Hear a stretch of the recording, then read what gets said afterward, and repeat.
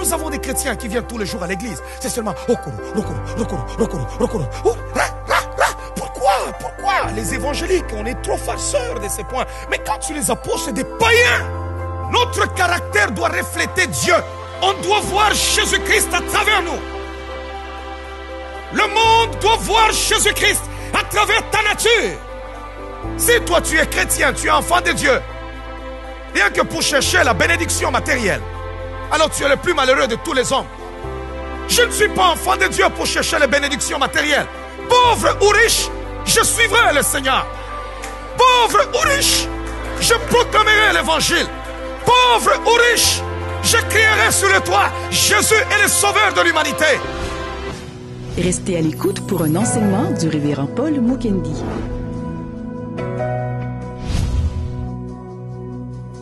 Ce matin, je veux parler de la révélation de notre caractère. Il révèle notre caractère. Il ne révèle pas au monde, mais il te révèle à toi pour que tu changes.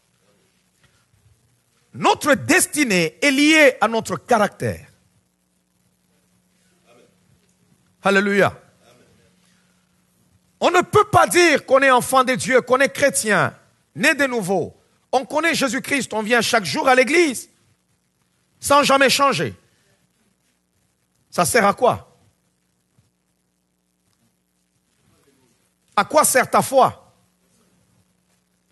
Jacques est en train de poser la question, montre-moi tes œuvres, et montre-moi ta foi plutôt. Et moi, je te montrerai mes œuvres. Une foi sans œuvre, elle est morte. Puisque notre Dieu, c'est un Dieu du futur, puisque nous avons un futur avec Dieu, alors notre futur dépendra de notre caractère. Wow. Je ne sais pas si quelqu'un me comprend. Le caractère est un signe distinctif. C'est ce qui te distingue des autres. Ce matin, tu ne vas pas changer, tu ne vas pas avoir un autre caractère pour ressembler à quelqu'un, mais pour ressembler à Christ. Amen. C'est le but de Dieu dans nos vies. Alors, dans sa miséricorde, il sait que le caractère que tu portes peut compromettre ton futur. Alors, tout ce qu'il fait, c'est que tu changes. À quelqu'un d'autre, Dieu doit taper sur son égoïsme. À l'autre, le Seigneur est en train de travailler sur son orgueil. À l'autre, Dieu est en train de travailler, je ne sais pas, sur sa jalousie. Dieu travaille. Vous savez que le caractère est quelque chose qui est lié à la vie de l'homme. Il y a des gens qui aiment tellement leur caractère, au point qu'ils refusent même de changer. Ils se disent, je ne peux pas changer. Je suis fait comme ça, je suis comme ça. Dans ce monde, on te dira, à 40 ans, on ne change plus. Mais laisse-moi te dire que dans le Seigneur, quel que soit ton âge, il peut te transformer. Wow. Alléluia. Il y a certaines habitudes, lorsqu'on a atteint un certain âge, on ne les change plus. On demeure ainsi. On se dit même, bon, c'est trop tard pour moi. Je ne peux plus changer, c'est déjà trop tard. Je veux vivre avec. Je veux continuer avec. Mais laisse-moi te dire que dans le Seigneur, il est toujours capable de te transformer et de changer l'histoire ou le caractère de ta vie. Wow. Lorsque Dieu a appelé Moïse, Amen. Moïse avait 40 ans. À l'âge où nous nous disons aujourd'hui qu'on ne peut plus changer, c'est en ce moment-là que Dieu a commencé avec lui. Est-ce que quelqu'un m'entend? Dieu commence avec Moïse. Lorsque le monde dit que tu ne peux plus changer, il n'y a plus d'espoir. Je veux dire à quelqu'un ce matin, si tu as un cœur ouvert, si tu es ouvert au Seigneur, tu es ouvert au Saint-Esprit, quel que soit ce qui se passe dans ta vie, quel que soit ce que tu transportes dans ta vie, quel que soit le caractère que tu as, si difficile, si dur qu'il peut être, Dieu est capable de te transformer. C'est que le psychiatre et le psychologue est chaud de faire. Jésus-Christ est capable de le faire. Wow. Wow, wow, wow, wow, wow, wow. Jésus-Christ est capable de le faire. Nous avons fait de nos psychiatres, de nos psychologues des dieux, mais ils ont échoué. Regardez notre société. Ils ont complètement échoué. La Bible dit, la pierre qu'ont rejeté ceux qui bâtissaient. Les bâtisseurs de nos villes, de notre société, de nos pays, de nos nations, ont rejeté la pierre principale. Et regardez, tout ce que nous vivons, c'est un scandale social. Laissez-moi vous dire ce matin, quel que soit le fardeau que tu transportes, quel que soit l'âge que tu as, Dieu a commencé la mission avec Abraham lorsqu'Abraham avait 75 ans. On ne peut pas dire je suis trop jeune pour vivre la gloire avec Dieu ou je suis trop vieux pour vivre la gloire avec le Seigneur. Il est le Dieu qui se glorifie à tous âges et avec tout le monde. Voilà. C'est que le monde a échoué. C'est que tu as échoué par toi-même. Tu as essayé, tu as échoué. Tu as essayé, tu as échoué. Maintenant, tourne-toi vers la croix avec humilité. Dis au Seigneur, Seigneur, je viens vers toi. Je suis tellement humble. J'ai tout essayé, j'ai échoué. Mais toi, on m'a dit que tu es capable de tout. Fais-moi miséricorde ce matin. On m'a dit que tu es capable de tout. Et tu ne mets jamais dehors. Quiconque vient vers toi, viens avec humilité. Approche-toi avec humilité. Débarrasse-toi de ce caractère-là que tu portes comme le manteau de Bartimée. Et tu verras le salut de Dieu dans ta vie. Wow. On va lire Jonas, chapitre 3. J'aime le Seigneur Jésus-Christ. Jésus est la meilleure chose qui me soit arrivée dans la vie. Oh, j'aime Jésus, j'aime Jésus.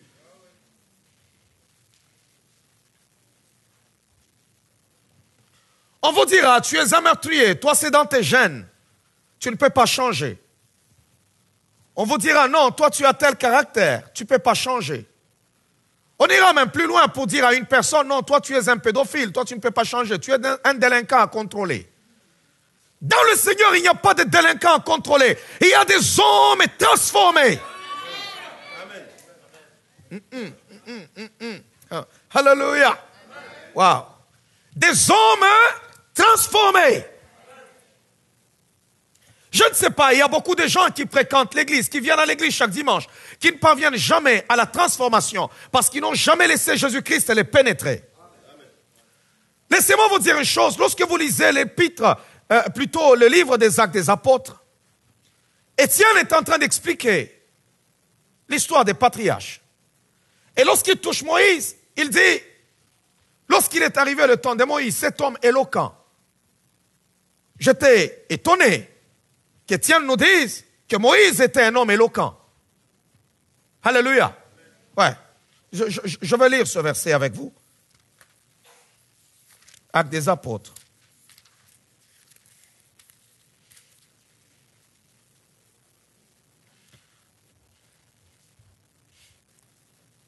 Le verset et le chapitre 7.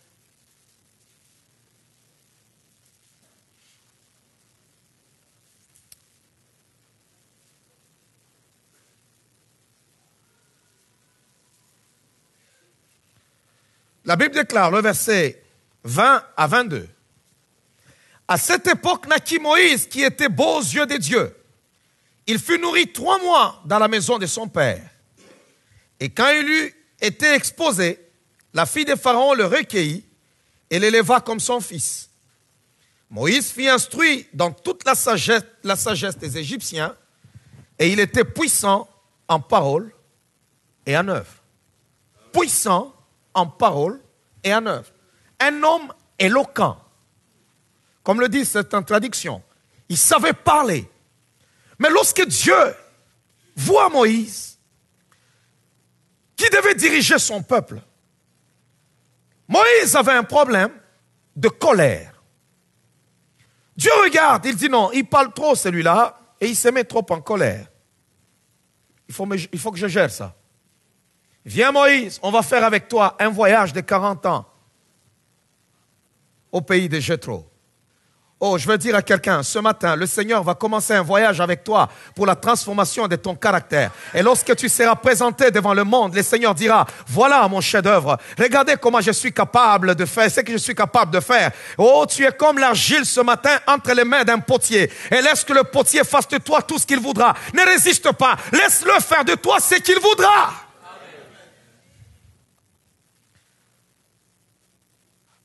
Au bout de quelques temps, la parole de Dieu déclare que Dieu,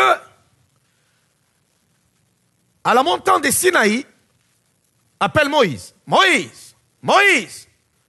Il dit, Seigneur, Éternel, me voici.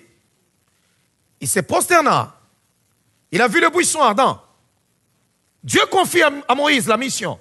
Je veux d'abord dire à quelqu'un ce matin, à une personne ce matin, quel que soit ce que le monde a dit, quel que soit ce que la société a dit, dans le message que je prêche ce matin, il y a la puissance nécessaire pour restaurer toute chose dans ta vie. Il y a la puissance nécessaire pour briser tout caractère, pour briser toute carapace de l'ennemi. Il y a la puissance nécessaire pour redresser les choses. Moïse répond, me voici. Ok. Je vais t'envoyer en Égypte, tu iras accomplir un travail, une grande mission. Moïse répond, envoie qui tu voudras. Tu sais que moi, je n'ai pas la parole facile. Mais on nous a dit avant que cet homme-là était puissant, très éloquent. Regardez ce que Dieu est capable de faire.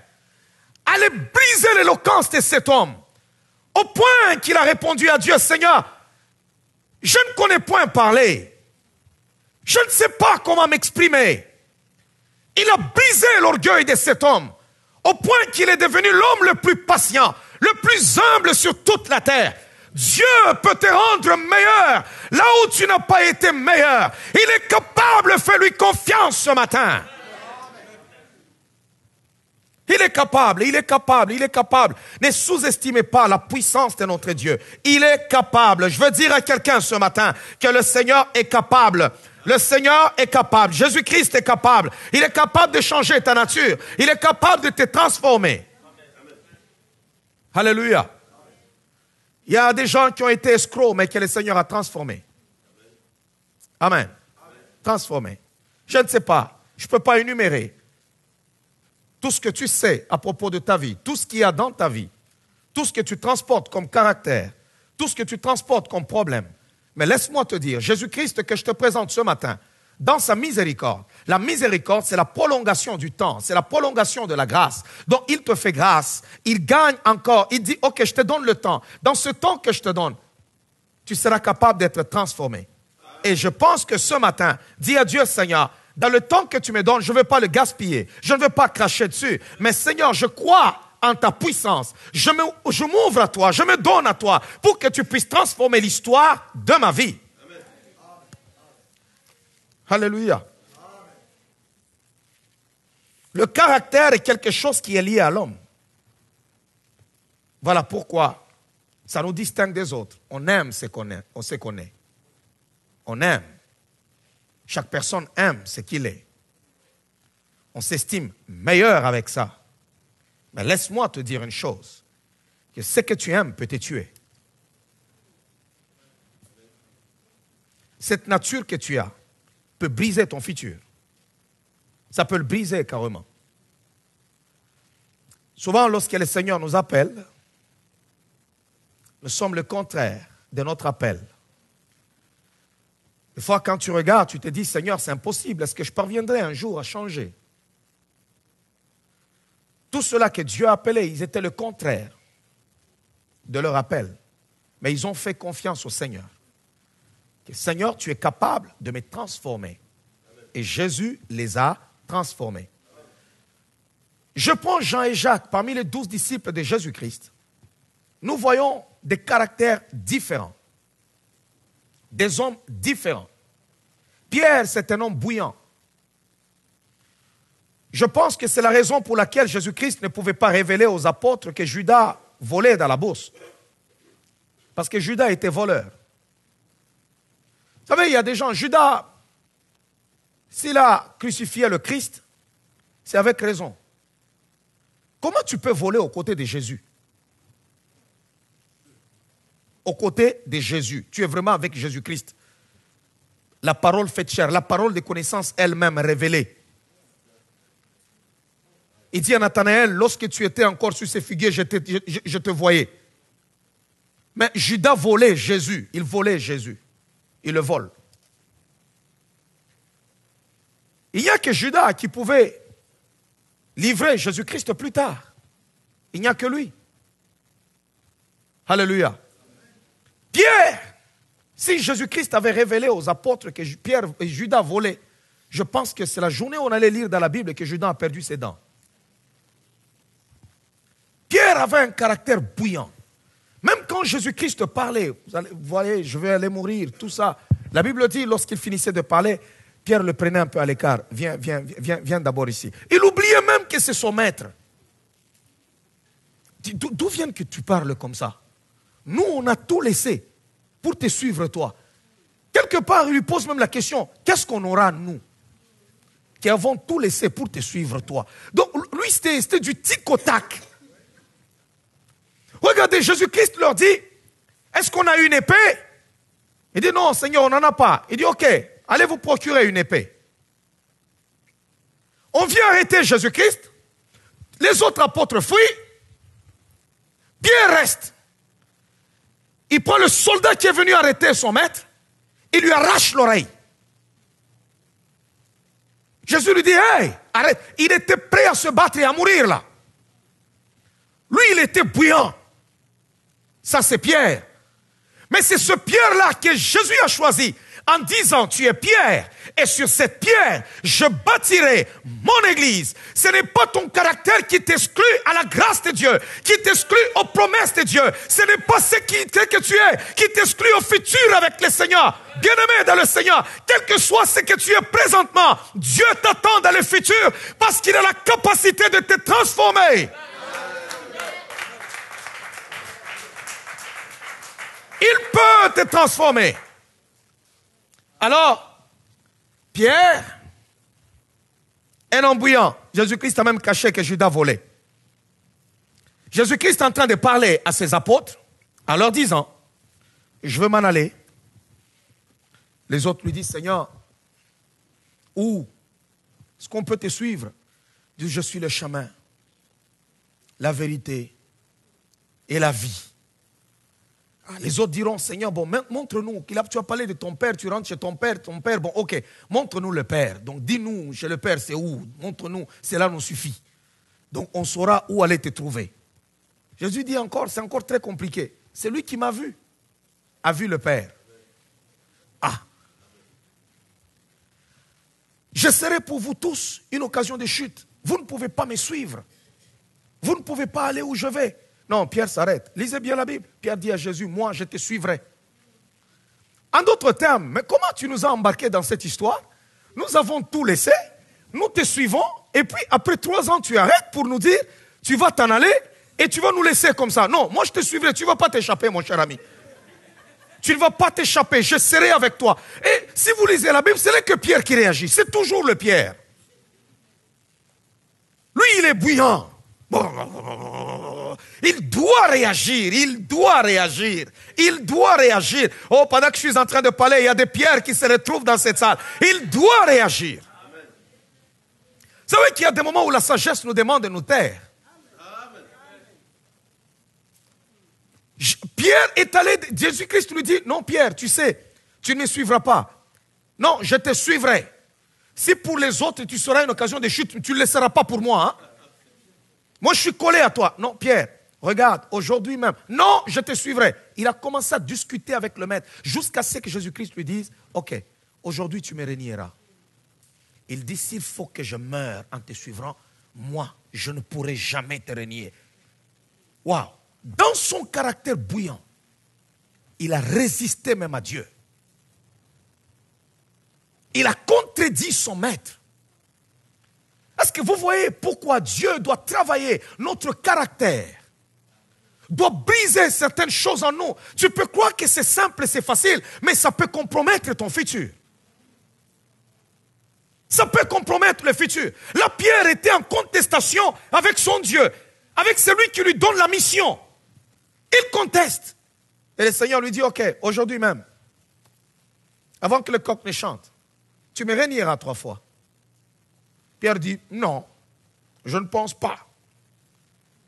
D'ailleurs, tout le monde fuit.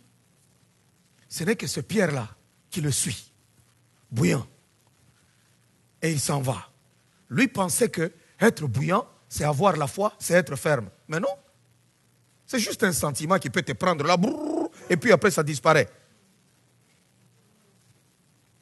On s'assoit autour du feu. Une femme arrive. Dit, toi aussi, tu étais le disciple de ce monsieur-là. Pierre dit, non. Qui? Moi. Ce jeune homme-là, je ne le connais pas. Vous pensez que moi je vais suivre ce petit-là derrière? Moi Pierre ici. La Bible dit, il a dit des choses très compliquées ce jour-là. Et le coq chanta. Pierre s'est rappelé des paroles du Seigneur. Et vous allez voir que depuis ce jour-là, Pierre a été transformé. Dieu a exposé son caractère sous ses yeux. À la résurrection, Jésus-Christ dit, je suis ressuscité. Mais allez dire aussi à Pierre. On est allé dire à Pierre, lorsque Pierre a vu le Seigneur au bord du lac, il se jette dans la mer pour se cacher. Et Jésus-Christ, lorsqu'il est sorti, Pierre, de l'eau, Jésus-Christ lui pose la question, Simon Pierre, fils de Jonas, m'aimes-tu? Il dit, oui Seigneur, je t'aime. Simon Pierre, fils de Jonas, m'aimes-tu? Oui Seigneur, je t'aime. Donc toi, tu n'as pas changé. Hein? Tu résistes encore. Simon Pierre, fils de Jonas, m'aimes-tu? Là, Pierre s'est rappelé. Il dit, non Seigneur, je sais que c'est toi qui connais toutes choses. Il s'est rappelé qu'il était là en train de contester. Mais il a fait le contraire. Le contraire. Ce qui nous pousse à être le contraire de nous-mêmes et qui va compromettre notre destinée, c'est notre caractère. Voilà pourquoi le Seigneur, à un moment donné, il s'assoit avec nous et nous révèle notre nature. Des fois, le monde autour de nous ne peut rien savoir, rien connaître, mais dans notre conscience, par rapport à nous-mêmes, nous connaissons ce que nous sommes. L'homme est le plus grand prophète de son cœur. Tu peux faire semblant devant les gens. Tu peux faire semblant, mais tu connais dans ton cœur si tu es jaloux. Tu connais dans ton cœur si tu as la haine. Tu connais dans ton cœur si tu es ceci ou cela. Alors il y a des moments où le Seigneur entre en confrontation avec toi. Il te dit, regarde ce que tu es. Et c'est cette nature-là que je veux enlever. Parce que ton futur en dépend. Ton futur en dépend. Alléluia. Ton futur en dépend. Oh Seigneur, je sais que c'est toi qui connais toutes choses. C'est toi qui connais, c'est toi qui connais. Dis ok. Mais lorsque nous lisons la Bible, je n'ai plus vu ce Pierre-là qui est bouillant. Non. On voit un père de l'église. Quelqu'un à qui même l'apôtre Paul a résisté devant tout le monde. Paul l'a résisté. Mais on voit Pierre qui garde le calme et son silence. Mais si c'était le même Pierre, Paul le résistait. Ces jours-là, on allait entendre parler que les 2 chefs de l'église se sont bagarrés. N'avez-vous jamais entendu dire que dans une église, il y a eu bagarre? Alléluia. Il y a eu bagarre. Comment les chrétiens peuvent-ils sortir du spirituel et en arriver au coup? C'est parce que la nature n'est pas travaillée. Moïse, laissez-moi vous parler un peu de cet homme de Moïse que Dieu a transformé. Parce qu'en parlant de ces hommes, je suis en train de vous montrer de quoi Dieu est capable. De quoi Dieu est capable. Lorsque nous chantons, il y a un chant que j'aime beaucoup. Dieu est capable de faire tout ce qu'il dit, il fera. J'ai une très belle voix. Alléluia. Et il dit, il accomplira. Souvent, nous regardons seulement les choses matérielles. Dieu est capable de faire. Il m'a promis le mariage, il va donner. Il m'a promis la santé, il va me donner. Il a promis, je ne sais pas, l'argent, les millions, il va me donner.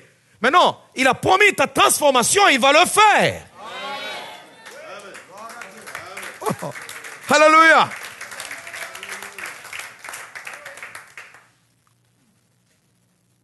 Moïse, lorsqu'il a trouvé un Égyptien avec un Israélite en conflit, Moïse avait une formation militaire, très fort. Il a sauté sur lui. Ça l'a pris, je ne sais pas, 2 minutes. Il a brisé tous les os de l'Égyptien. Il a même creusé, il a enterré. C'était fini. Mais lorsque vous lisez le même Moïse dans le désert, le Moïse, les gens pouvaient s'élever. Toi, Moïse! Tout ce que Moïse faisait, c'est tomber face contre terre. Ce n'est plus le même commando qui prend, dit, toi, tu as dit quoi? Viens ici. Et il le fracasse encore. Mais il allait finir tous les enfants d'Israël dans le désert. Il allait tuer tous les peuples de Dieu. Voilà pourquoi notre destinée est liée à notre caractère. Il faut que tu sois transformé afin que tu sois heureux demain. Si tu veux être heureux dans tes amitiés, accepte la transformation. Tu veux être heureux dans ton mariage, accepte la transformation. Alléluia. Est-ce que quelqu'un m'entend? Quelqu'un m'entend? Je suis en train de voir la miséricorde de Dieu transformer la vie de quelqu'un ce matin. Je suis en train de voir des âmes transformées. Je suis en train de voir des vies transformées. Je suis en train de voir des caractères renouvelés. Je suis en train de voir un homme nouveau dedans de toi. Oh, Christ en nous, c'est l'espérance de la gloire. Le Seigneur est en train de te renouveler. Jésus te renouvelle ce matin. Le Seigneur te renouvelle ce matin. Tous les problèmes liés à ta destinée sont en train de tomber ce matin au nom de Jésus-Christ. S'il a été capable de transformer les gens dans la parole de Dieu, la Bible déclare que Jésus-Christ est le même hier, aujourd'hui et demain. Il est le même. Ne pense pas que ton problème est plus gros et que Dieu sera incapable. Mais si tu te prosternes au bas de la croix et que tu disais, Seigneur, je sais qu'à la croix, ta miséricorde coule. Je sais qu'à la croix, ton pardon coule. Je sais qu'à la croix, il y a la puissance de la transformation. Oui, Jésus, tu me transformeras. Et il sera capable de te transformer. Ce que tu as essayé de faire pendant des années tout seul, mais tu as échoué. Avec Dieu, tu seras capable. Wow. Alléluia. Il était là. Dieu le transforme. Dieu transforme un homme. Il le transforme carrément. Regardez combien de gens qu'on a traduits en justice au tribunal à cause de leurs problèmes. Non, ce sont des délinquants, ce sont des violeurs, ce sont de ceux-ci. Leur puissance c'est trop fort. On ne peut rien faire. Il faut seulement le contrôler. Non, viens au Seigneur Jésus-Christ. Viens au bas de la croix. Lorsque tu vas embrasser le pied de Jésus à la croix, oh, la pédophilie n'a pas de pouvoir sur ta vie. La perversion du siècle présent, la sexualité du siècle présent n'a pas de pouvoir sur ta vie. Parce que le pied de Jésus-Christ, la croix de Jésus, brise ces choses. Alléluia. Ça brise ces choses. Qui me dira ce matin que les psychiatres et les psychologues d'aujourd'hui, ils vont te donner des médicaments, mais ils ne peuvent rien faire. Ils vont essayer de t'endormir, de noyer ton esprit. Mais Jésus-Christ ne va pas noyer ton esprit. Tu auras tous tes sens, mais il est capable de transformer l'histoire de ta vie. Je ne te parle pas ce matin comme un fanatique. Je ne te parle pas de ce que je ne connais pas, mais je te parle en conséquence des causes. J'ai vu des vies transformées, j'ai vu des gens transformés, j'ai vu des hommes renouvelés. Oh, Jésus est capable, ce n'est pas d'hier, mais d'aujourd'hui. S'il a agi hier, il peut le faire aujourd'hui. Il est capable. Il est capable, il est capable. Il est capable, il est capable. Vous savez qu'il y a certaines choses, lorsque tu les gardes, plus tard, ça te tuera. Ce que tu gardes, c'est ce qui va te tuer. Ce que tu gardes, c'est ce qui va briser ton futur. Ce qui brise notre futur n'est pas en dehors de nous, mais c'est ce qui est au-dedans de nous. L'ennemi de ta vie n'est pas en dehors de toi. Jésus-Christ te dit, prenez courage, j'ai vaincu le monde. Prenez courage. Vous avez peur des démons, mais les démons sont déjà vaincus. Vous avez peur des hommes, les hommes n'ont aucun pouvoir sur vos vies. Mais le seul ennemi de ta vie, c'est toi-même. Oh, somebody m'entend. Le seul ennemi de ta vie, c'est toi-même. La nature que tu as, l'apôtre Paul est en train de dire, misérable que je suis, qui me délivrera lorsque je veux faire le bien. Je me retrouve en train de faire le mal que je ne veux pas. Pourquoi? Parce qu'il y a au-dedans de moi une loi qui lutte contre la loi de mon entendement. J'ai une autre nature, il y a un autre moi. Lorsqu'on parle, je veux me taire, mais tu sens qu'au-dedans de toi, tes os se consument. Ça dit réagis, réagis. Allez, réagis. Un homme a trouvé un emploi, il a prié le Seigneur de lui trouver un emploi. Homme de Dieu, priez pour moi. On a prié, on a cherché Dieu. Il s'est trouvé un emploi, un bon emploi. Il s'en va là-bas. Le patron lui parle. Il se fâche. C'est le seul bon emploi qu'il a eu dans sa vie. Il se fâche et il le tabasse. Non seulement il a été chassé, et il s'est retrouvé aussi avec un dossier criminel.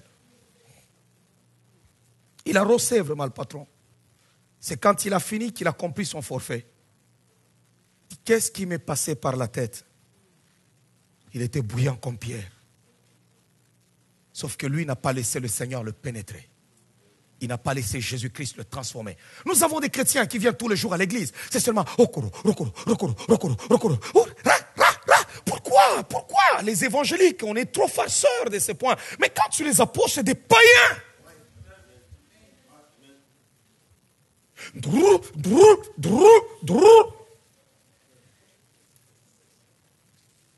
Notre caractère doit refléter Dieu.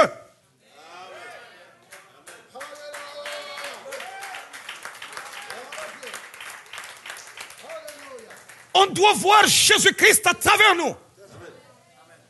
Le monde doit voir Jésus-Christ à travers ta nature. Oh, hallelujah. Le but ultime de Dieu, ce n'était pas d'amener seulement Israël dans la terre promise. Non. Voilà pourquoi, même lorsqu'Israël avait désobéi, Dieu dit à Moïse, je ne vous conduirai pas, je ne vous mènerai pas là-bas. J'enverrai un ange. Malgré que vous êtes à la désobéissance, je vous ai promis Canaan. Je vous ferai entrer en Canaan. Je ne serai pas avec vous, mais un ange vous conduira. Moïse a compris, Moïse a dit à Dieu, non Seigneur, si toi-même tu ne te lèves pas pour partir avec nous, je ne quitterai pas ces lieux avec ce peuple. J'ai besoin de toi. Mais Israël était prêt à aller, même sans Dieu, il a besoin de Canaan. C'est comme ça que nous avons besoin des gens dans l'église. Il a juste besoin de la bénédiction. Il a juste besoin de ce que Dieu fait, de ce que la main de Dieu peut faire, de ce que Dieu peut donner. Mais il ne veut pas changer, il ne veut pas vivre une expérience avec le Seigneur. Moïse dit à Dieu, non Seigneur, je ne pars pas si tu ne pars pas avec nous. Alors la parole de Dieu déclare, Dieu a montré ses œuvres à Israël, mais ses voies à Moïse. Je veux ce matin que Dieu te montre ses voies et non pas seulement ses œuvres. Est-ce que quelqu'un m'entend? Parce que les œuvres de Dieu sont déjà dans nos promesses. Que tu le veux ou que tu ne veux pas, il a déjà promis, il le fera. Ce n'est pas ça le problème. Tu ne marches pas dans la sanctification, tu ne cherches pas à être transformé, parce que Dieu va te bénir, il va te donner ceci, il va te donner cela, il va t'élever. Mais non, tu as déjà ces choses-là en croyant en Jésus-Christ. Si toi tu es chrétien, tu es enfant de Dieu, rien que pour chercher la bénédiction matérielle, alors tu es le plus malheureux de tous les hommes. Je ne suis pas enfant de Dieu pour chercher les bénédictions matérielles. Pauvre ou riche, je suivrai le Seigneur. Pauvre ou riche, je proclamerai l'évangile. Pauvre ou riche, je crierai sur le toit, Jésus est le sauveur de l'humanité. Nous ne sommes pas chrétiens parce que nous avons manqué l'argent. On n'est pas chrétiens parce que nous sommes pauvres. On n'est pas chrétiens parce que nous sommes malades. Nous sommes chrétiens parce qu'il a touché nos cœurs. On est enfants de Dieu parce qu'on a senti dans nos cœurs. Oh.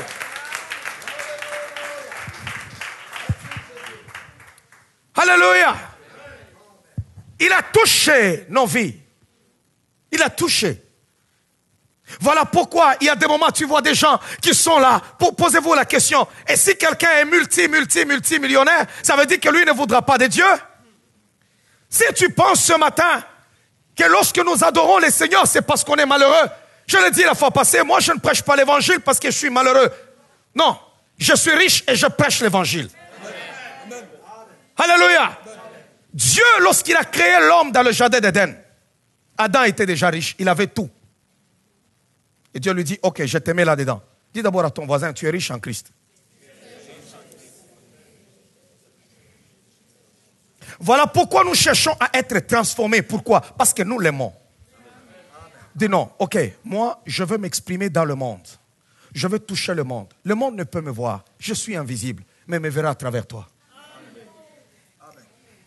Ils verront ma paix à travers toi. Ils verront ma patience à travers toi. Ils verront ma douceur à travers toi. Tu es ma main, tu es ma bouche, tu es mes yeux, tu es mes pieds. Tu me représentes. C'est pourquoi Jésus-Christ disait, celui qui m'a vu a vu le Père. Mais est-ce que si lorsqu'on te voit toi, on voit le Père? Est-ce qu'on voit vraiment le Père? Tu es comme un enfant dans une famille qui ne ressemble à personne. Alors on se pose la question, quand on te regarde, on dit, ah lui, on dirait qu'il n'est pas d'ici. Hein? Alléluia. Souvent j'avais des oncles très taquins. Ils peuvent te regarder, là, ah, toi tu ressembles à personne, on dirait que tu... Ils peuvent taquiner quelqu'un, tu ressembles... Alors il y a des enfants comme ça, quand les anges regardent, ils disent, ah père, lui là il ne te ressemble pas, il n'a rien pris de toi.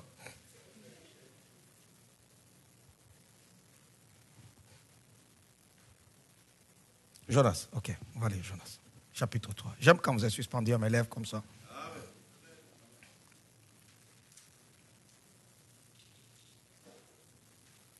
Jonas,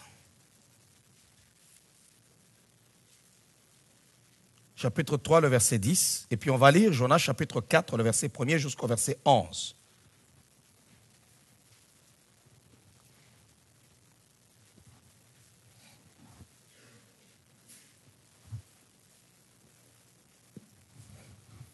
Jonas.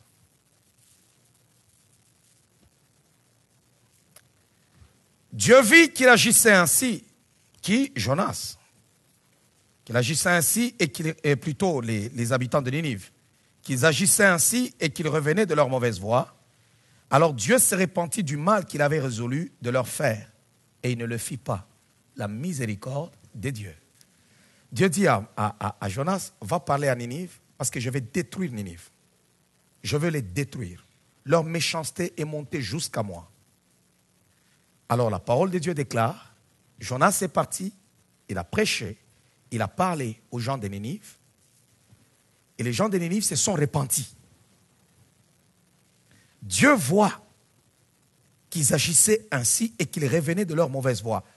Oh, si tu te repens sincèrement de tout ton cœur, si tu dis véritablement au Seigneur, Seigneur, je te demande pardon.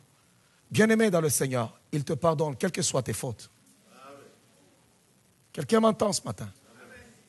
Même si les hommes continuent à te condamner, sache que le Seigneur t'a déjà pardonné.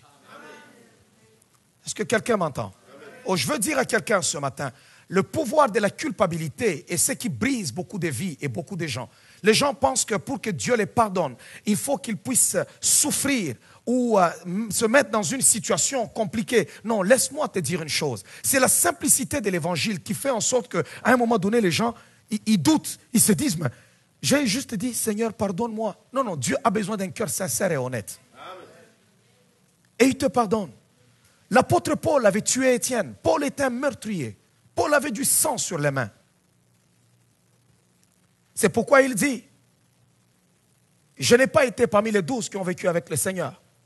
Mais à moi aussi, il m'est apparu. Il m'est apparu à moi comme à un avorton. Pourquoi? À cause du sang d'Étienne. Il avait le sang sur les mains. Mais lorsqu'il a rencontré sur le chemin de Damas, il dit, écoute pécheur, tu es en train de perdre ta vie. Tu ne résisteras pas, tu ne me feras pas face. Oh Seigneur, j'accepte. Que veux-tu que je fasse pour toi? Une fois qu'il accepte Jésus-Christ dans son cœur, il a demandé pardon. Tous ses péchés ont été effacés. Complètement effacés. Je veux dire à quelqu'un ce matin, quel que soit le pouvoir de la culpabilité dans ta vie, souvent les démons de la culpabilité agissent par manque de connaissances. C'est pourquoi la Bible déclare que mon peuple est détruit par manque de connaissances. Alléluia. Par manque de connaissances. Que le Seigneur t'accorde la capacité de te pardonner toi-même. Et de croire au pardon qu'il t'a accordé. Que Dieu t'accorde cela au nom de Jésus-Christ. Ils revenaient de leur voie.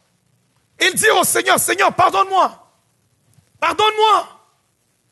Pardonne-moi. Le roi, du roi jusqu'au plus petit. Le Seigneur dit, ok, je vous pardonne. Ils reviennent sur leur voie. Alors Dieu dit à Jonas, Jonas, mission accomplie, nous avons changé de programme. Je ne détruis plus Ninive. Parce que Ninive s'est repentie. Bien-aimé, avez-vous déjà vu ça? Celui qui t'envoie en mission décide lui-même que je change les choses. Tu as parlé contre Ninive, parce que Dieu ne peut pas faire quelque chose sans avoir averti avant. Lorsque les hommes de Ninive ont écouté la parole, ils ont dit non, non, non, on doit changer. Donc il y a un Dieu qu'on doit honorer. Nos voix ne sont pas correctes. Ils ont demandé pardon, ils ont même jeûné. Alors, dans le livre de Jonas, chapitre 4, le verset 1er,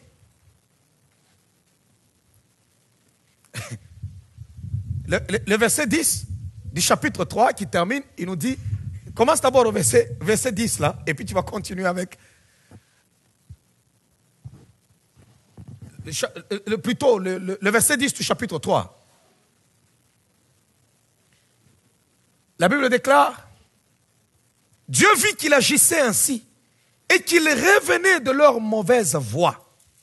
Alors Dieu s'est repenti du mal qu'il avait résolu de faire et il ne le fit pas. Dieu ne le fit pas. Il dit non, je ne les détruis plus. Ça change. Ils se sont repentis. Moi, je suis un Dieu miséricordieux. Alléluia. La miséricorde, c'est cette capacité de ressentir la souffrance de l'autre, être compatissant. Non, je ne détruis plus. Le verset 1er au chapitre 4, ça continue. C'est là de plus fort à Jonas et il fut irrité. Waouh, waouh, waouh, waouh, waouh, waouh, waouh. Cela de plus fort à Jonas. Jonas a prêché. Donc Jonas, en prêchant, il prêchait déjà avec la condamnation dans son cœur. Il disait, repentez-vous, Dieu va vous détruire. Mais dans son cœur, il disait, vous allez mourir. Il va vous détruire. Mais ces gens écoutaient sa prédication. Ils changent. Mais Jonas refuse. Dieu dit à Jonas, Jonas, tu as vu ça? Ils se sont repentis. C'est vraiment extraordinaire. Alors, je ne veux plus les détruire. Je ne veux plus les détruire. C'est vraiment extraordinaire. Non, Jonas dit non. Non, ils doivent mourir. Oh, il y a une partie de Jonas en toi. Il y a toujours dans l'homme une partie de Jonas. Non, mais pourquoi tu vas les pardonner? Mais c'est toi qui as prêché à ces gens. Jonas, tu as fait un grand travail. Non, non, non, non. Moi, je ne veux pas. Écoutez même ce qu'il dit. Le verset 2. Il implora l'Éternel et dit, il est allé implorer même Dieu. Ah, Éternel, n'est-ce pas ce que je disais quand j'étais encore dans mon pays? C'est ce que je voulais prévenir en fouillant à Tarsis. Car je savais que tu es un Dieu compatissant et miséricordieux, lent à la colère. Waouh! Vous allez vous rendre compte que Dieu, de fois, met certaines circonstances devant nous, non seulement pour changer les autres, mais pour nous changer nous-mêmes. Le problème n'était pas seulement Ninive, mais le problème était aussi Jonas. On voit un homme sans pitié, sans miséricorde, mais qui prêchait la parole. Vous savez qu'il y a des moments où, lorsqu'on a déjà fait du progrès avec le Seigneur, il est difficile de changer. Parce que Jonas était prophète. Lorsque tu sais déjà prier, lorsque tu connais prophétiser, lorsque tu connais réciter tous les versets de la Bible, lorsque tu connais parcourir la parole de Dieu, ça commence à devenir difficile de changer. Lorsque la parole est prêchée, tu penses seulement que c'est pour les autres.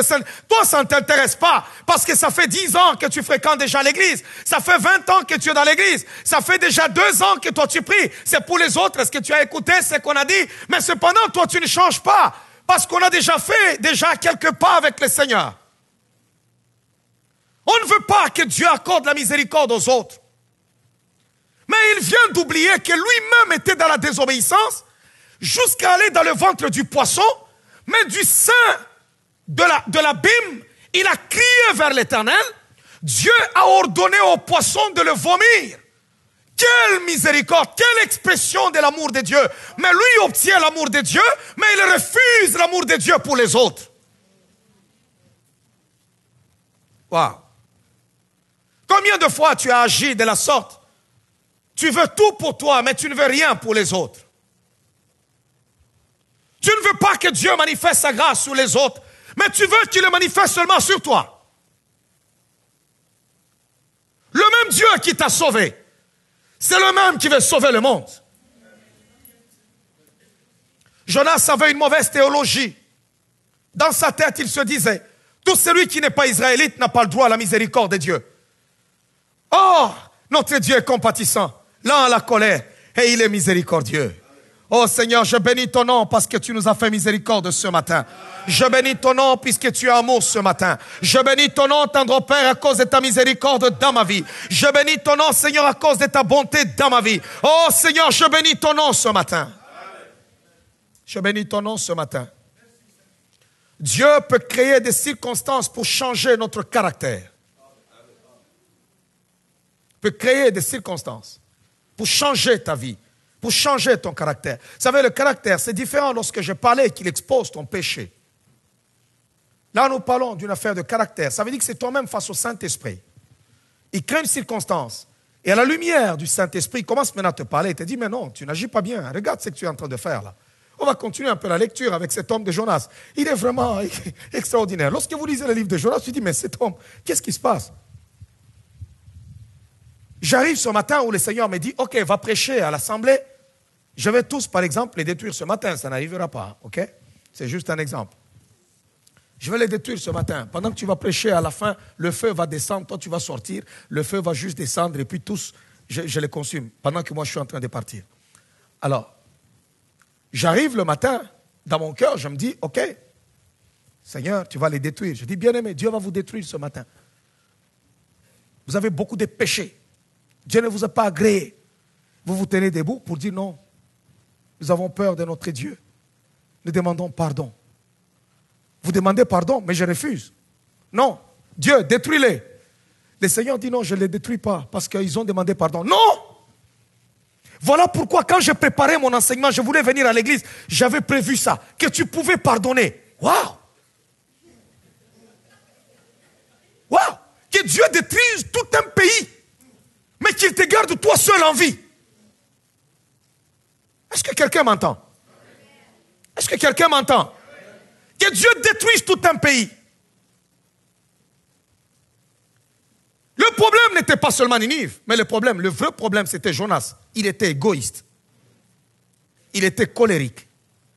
Regardez d'abord comment, à quel point il était égoïste. Donc pour lui, il tient à sa vie. Jonas n'est pas parfait. Parce qu'il était désobéissant. Dieu lui dit, va là-bas, et il fait le contraire. Il fait perdre d'abord aux gens leurs marchandises. À cause de lui, les autres se sont retrouvés pauvres. Parce que tout ce qu'ils avaient dans le bateau, ils l'ont jeté. C'était des hommes d'affaires. Est-ce que lui, Jonas, ira restituer leurs marchandises? Il dit même aux gens, ok, jetez-moi alors à l'eau. Il était tellement embarrassé. On l'a jeté à l'eau. Parce que, écoutez, même dans la nature, on ne te jettera pas à l'eau. On aura pitié de toi. C'était tellement un homme à abattre, à tuer, qu'on a dit, ce gars ne peut plus rester en vie. Il y en a qui avaient leur capital là-bas. Ils se sont retrouvés pauvres à cause d'un fugitif qui s'appelle Jonas. On le prend, on les jette dans l'eau. Pendant qu'on les jette dans l'eau, ils pleurent là-haut, Seigneur, tout ça. Dieu envoie un poisson, ok, avale. Le poisson l'avale. Au lieu de le broyer, Dieu dit non, non. Lui-même, Jonas explique, il dit, quand j'étais au fond de l'abîme, quand j'ai touché les montagnes en dessous là-bas, j'ai crié à l'Éternel. J'ai parlé. Il a eu pitié de moi. Il m'a remonté.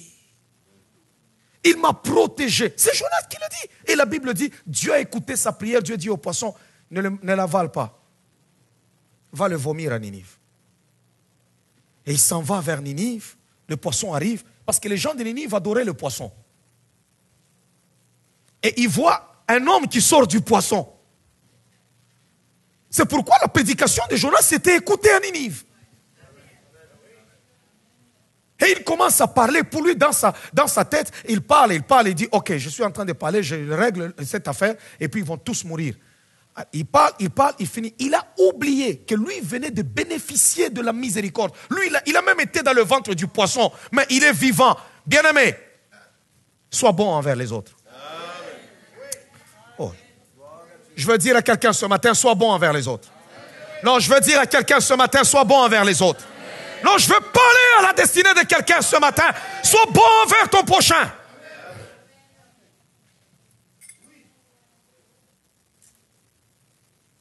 Il y a des gens, quand ils jugent une affaire de quelqu'un d'autre, on dirait que eux, ils sont vraiment parfaits. Et pourtant, tu as des lourds problèmes plus que les autres. Des lourds. Tue-le.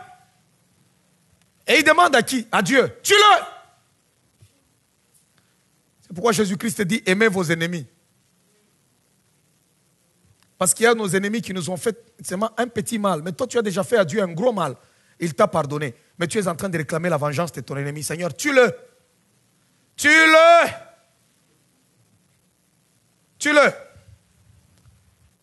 Comme tous nous avons bénéficié du pardon à la croix de Golgotha, alors personne ne peut crier devant le Seigneur, Seigneur, tue-le.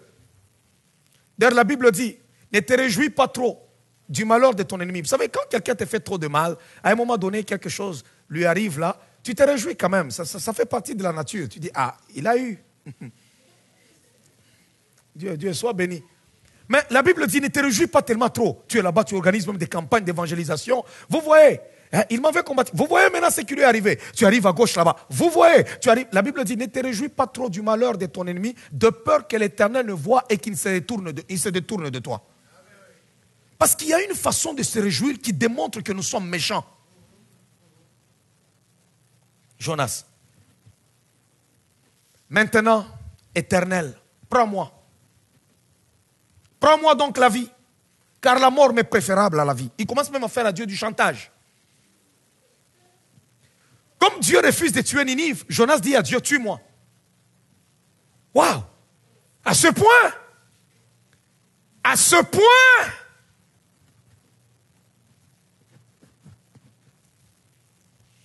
À ce point! Parce que Dieu a refusé de détruire les habitants de Ninive. Combien de fois vous vous êtes révolté contre Dieu parce que vous n'êtes pas content de ce que Dieu opère dans la vie des autres? C'est un caractère que Dieu doit changer. C'est un caractère que Dieu doit transformer. Vous n'êtes pas à la place de Dieu pour juger. Il ne doit pas demander votre avis pour savoir si ce qu'il fait est bien ou mauvais, s'il doit bénir ou restaurer l'autre. Tu n'es pas Dieu. Tu n'es pas son associé. Tu n'es pas son camarade. Toi, tu as reçu le pardon de Dieu. Mais s'il fait grâce et miséricorde aux autres, réjouis-toi aussi. Dis, Seigneur, je te dis merci pour ce que tu as fait dans la vie des autres. Parce que tu l'as fait aussi dans ma vie. Alléluia. Il y a des gens qui ont fait des grands mal que le Seigneur a pardonné. Il y a des gens qui avaient des caractères compliqués, que Dieu leur a donné le temps et il les a transformés. Mais quand il s'agit des autres, oh non Seigneur, non, il faut le tuer là, il faut en finir. Il faut en finir. C'était pour la première fois que les gens de Ninive ont entendu la prédication. Mais Jonas connaissait son Dieu dès le bas âge. Il était israélite. Il a grandi dans la loi de Moïse. Mais il avait l'orgueil, il avait la colère, il était égoïste dans son cœur. Malgré qu'il connaissait Dieu dès le bas âge, il avait des problèmes, il n'avait jamais été transformé. Mais tu veux demander à quelqu'un qui vient d'écouter la prédication il y a quelques jours d'être transformé, d'être correct. Non, Dieu le regarde, il dit non, non, non, non, non, je ne le détruis pas. Heureusement qu'il y a un Dieu au ciel. Sinon tes dieux n'existaient pas. La Bible dit mon âme serait bien vide dans la demeure du silence. Heureusement que Dieu est au ciel. Je peux continuer ma lecture. L'Éternel répondit, fais-tu bien de t'irriter? Et Jonas sortit de la ville. Il sort même de la ville pour voir comment le feu allait tomber sur la ville. Et s'assit à l'orient de la ville. Là, il se fit une cabane. Et s'y tint à l'ombre jusqu'à ce qu'il vit ce qui arriverait dans la ville. Donc, malgré qu'il se répand, Jonas dit non, moi cette affaire, je n'accepte pas. Tu me prends ma vie ou rien. De toutes les manières, je sors même de la ville. Il se dresse une cabane, là en haut de la colline. Maintenant, il commence à regarder en direction de la ville pour voir comment est-ce que Dieu va détruire cette ville-là. Donc, ça ne l'arrange pas. Regardez le manque de miséricorde. Le manque de pitié. Oh, que Dieu te donne un cœur de miséricorde. Ce matin, que Dieu te donne un cœur de miséricorde. Ce matin, que Dieu te donne un cœur de miséricorde. On continue. L'Éternel fit croître un ricin qui s'éleva au-dessus de Jonas pour donner de l'ombre sur sa tête et pour lui ôter son irritation. Jonas éprouva une grande joie à cause du ricin. Alors, il était là. Dieu fait pousser une plante. Le soleil frappait sur sa tête. Ça lui a fait de l'ombre. Il était content. Oh, regardez-moi, l'égoïsme. Il y a des gens qui veulent tout pour eux. Tout pour eux. Tout pour eux. Tout pour eux. Tout pour toi. Il n'y a pas que toi qui existes. Les autres existent aussi. Alléluia. On a des gens, tu as été marié une fois, tu t'es marié 2 fois, ça n'a pas marché. Tu t'es marié 3 fois, ça n'a pas marché. C'est toujours la faute des autres. Ce n'est jamais de ta faute. 4 fois. C'est toujours non, bon, l'autre là, bon, l'autre c'est bon, c'est parce que l'autre là, tout ça. Tu vas encore pour la 5e fois. Parce que tant que tu ne vas pas t'arrêter pour dire, il y a quelque chose en moi que je dois regarder, que je dois sortir, qui fait en sorte que les autres ne se sentent pas aussi bien. Seigneur, transforme-moi. Transforme-moi. Non, c'est les autres, c'est lui. Bon, c'est parce qu'il y avait ceci. Il y a des gens qui ont un caractère égoïste. Transforme-moi. La Bible dit, mais le lendemain, à l'aurore, Dieu fit venir un ver qui piqua le ricin. Et le ricin sécha.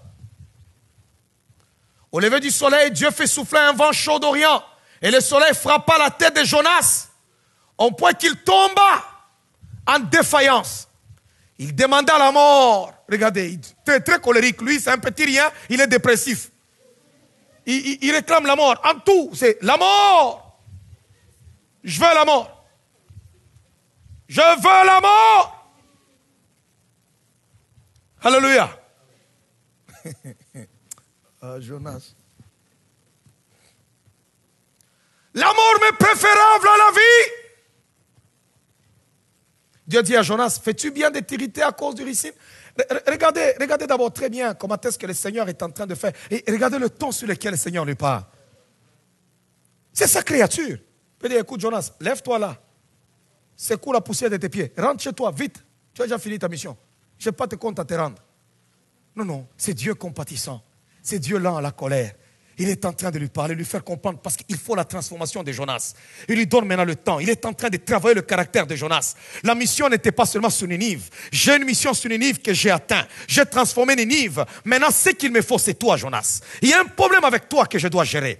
Il y a un problème avec toi. Et là, Dieu est en train de se battre avec Jonas pour transformer la nature de Jonas. Je suis en train de parler à quelqu'un ce matin. Que Dieu se bat avec toi pour transformer ta nature. Oh, laisse que Dieu te transforme. Laisse que Dieu te transforme. Ils se battent maintenant. Dieu parle, Jonas réplique. Dieu parle, Jonas réplique.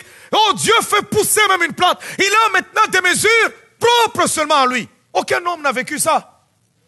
Juste Jonas. Regardez jusqu'où Dieu est capable d'aller pour la transformation de votre caractère. Parce qu'il sait que demain dépend de ce que tu seras. Et Jonas, il répondit à Dieu, je fais bien de m'irriter jusqu'à la mort. Waouh! Ça c'est un second Caïn. Vous savez Caïn, Dieu, ce que Dieu lui a posé la question. Caïn, où est ton frère? Caïn dit, suis-je le gardien de mon frère? Là, Jonas répond à Dieu, tic-tac, hein? Là, authentique. Il dit, je fais bien de m'irriter jusqu'à la mort. Parce que toi, tu n'as pas détruit là-bas.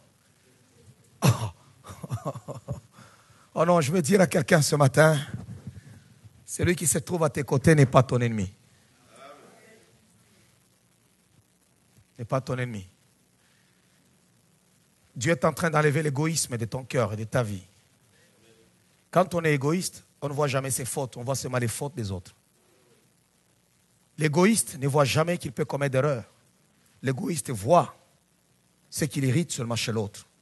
Mais Dieu est en train de parler à la vie de quelqu'un ce matin. Ne sois pas égoïste. Les gens pensent qu'un égoïste, c'est seulement quelqu'un qui ne veut pas partager. Non. Lorsque tu vis même dans une maison avec une personne égoïste, c'est douloureux. C'est douloureux. Parce que l'égoïste ne connaîtra jamais ses torts. S'il reconnaît ses torts, c'est par stratégie. Mais en réalité, il ne va jamais le reconnaître. S'il le reconnaît, c'est stratégiquement. Pourquoi? Parce qu'il sait que il faut que ça passe là, et puis, paf, il te trouve dans une autre affaire, il reprend son habitude.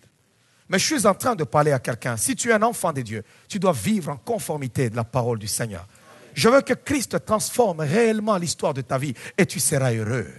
Oh, je veux que Jésus-Christ transforme l'histoire de ta vie et tu seras heureux. La parole que je prêche ce matin, elle est puissante. Elle est puissante. Elle est en train de briser tout mauvais caractère. Et t'enlève une nature qui n'est pas de Dieu sur ta vie. Elle brise cela. Oh, que Jésus-Christ transforme l'histoire de ta vie. Que Jésus puisse transformer l'histoire de ta vie.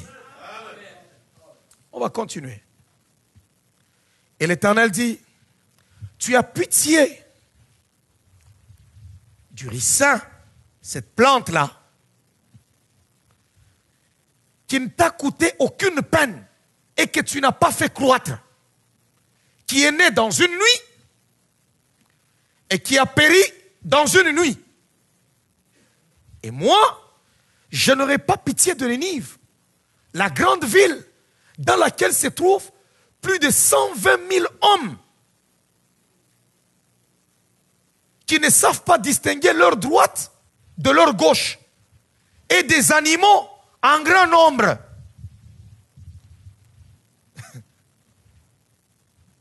Alléluia. Lorsque vous lisez ces passages, vous vous dites, Jonas est incroyable. Dieu veut transformer le caractère de ta vie. Laisse le Seigneur te transformer. Dans la lutte avec Dieu pour ton caractère, laisse-le te toucher, laisse-le te transformer. Parce que si tu ne cherches pas à être transformé, tu seras infirme toute la vie comme Jacob. Lorsqu'il a lutté avec l'ange, l'ange l'a frappé jusqu'à ce qu'il s'est retrouvé infirme. Au lieu que tu te retrouves infirme, accepte la transformation. Accepte que le Dieu des cieux puisse pénétrer dans ta vie. C'est pour ton bien lorsque tu te transformes. Il y a des gens aujourd'hui qui ont un grand appel. Il y a des gens à qui le Seigneur ouvre beaucoup de voies. Les gens ne peuvent pas les accepter parce qu'ils ont mauvais caractère. Et ne cherche pas seulement un caractère qui peut plaire aux hommes. Cherche aussi un caractère qui peut plaire à Dieu. Parce que nous pouvons avoir des caractères. Nous avons un caractère qui plaît aux hommes, mais cependant ce caractère-là ne plaît pas à Dieu. Tu dois ressembler à Dieu. Qu'est-ce que ton Dieu te demande? Nous allons nous tenir debout ce matin. On va continuer dimanche prochain pour la gloire de Dieu. Et tu vas parler au Seigneur à propos de ton caractère.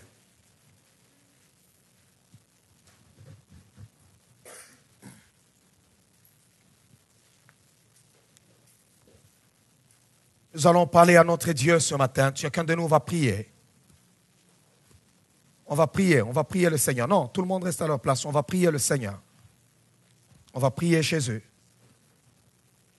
Chacun de nous dira à Dieu, Seigneur, me voici devant toi. J'ai besoin de toi. J'ai soif de toi. transformez-moi. Tu as quelque chose que tu désires le Seigneur transformer. Dis à Dieu, transforme-moi. J'ai besoin que toute l'assemblée puisse prier. Même vous qui me suivez de l'autre côté, priez aussi. Ne soyez pas distraits. Priez. Cherchez la face de Dieu. Que tu puisses parler à Dieu. Parlez au Seigneur de tout ton cœur. Transforme-moi. Si tu dois demander pardon à Dieu, demande pardon au Seigneur. Il n'est pas seulement question de péché ici pour dire non, moi je ne vois pas un péché que je vais confesser. Non, je parle du caractère. Regarde comment est-ce que tu as un caractère qui met mal à l'aise les autres. Regarde comment est-ce que ton caractère ne reflète pas la gloire de Dieu. Non, parle à Dieu, dis à Dieu, transforme-moi. Tu as été incapable de te changer par toi-même. Mais en ce matin, présente-toi devant le Seigneur et dis à Dieu, change-moi, transforme-moi. Oh, si l'Église peut lever la voix et parler au Seigneur ce matin.